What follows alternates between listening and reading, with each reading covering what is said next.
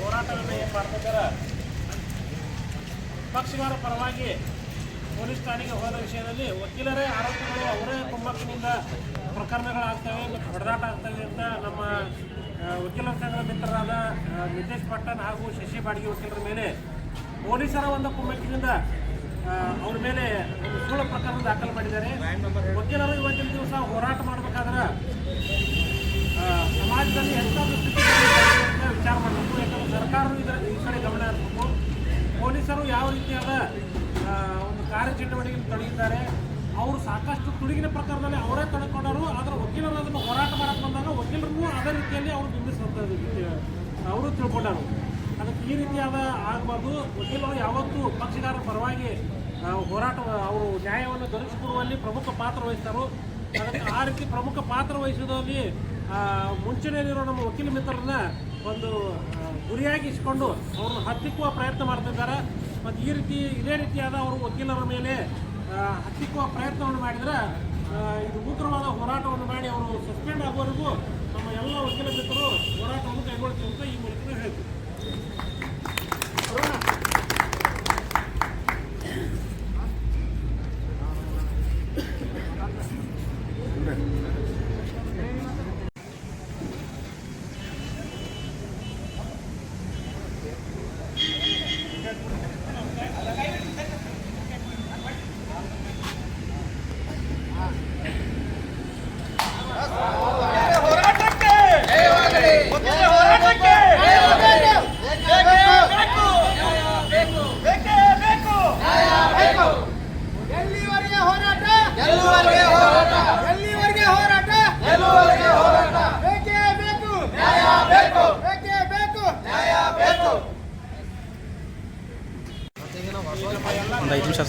ಹೋರಾಟವನ್ನು ಏನು ಮಾಡ್ತಿದ್ದಾರೆ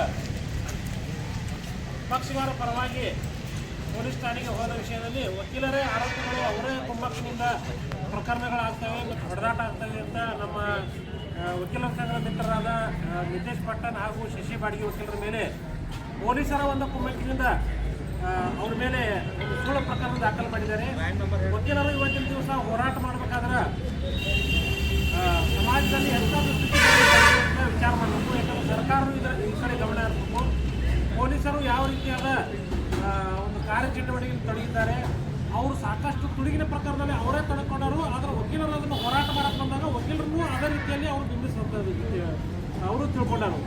ಅದಕ್ಕೆ ಈ ರೀತಿಯಾದ ಆಗಬಾರ್ದು. ವಕೀಲರು ಯಾವತ್ತೂ ಪಕ್ಷಗಾರರ ಪರವಾಗಿ ಹೋರಾಟ ಅವರು ನ್ಯಾಯವನ್ನು ದೊರಕಿಸಿಕೊಡುವಲ್ಲಿ ಪ್ರಮುಖ ಪಾತ್ರ ವಹಿಸ್ತಾರೆ.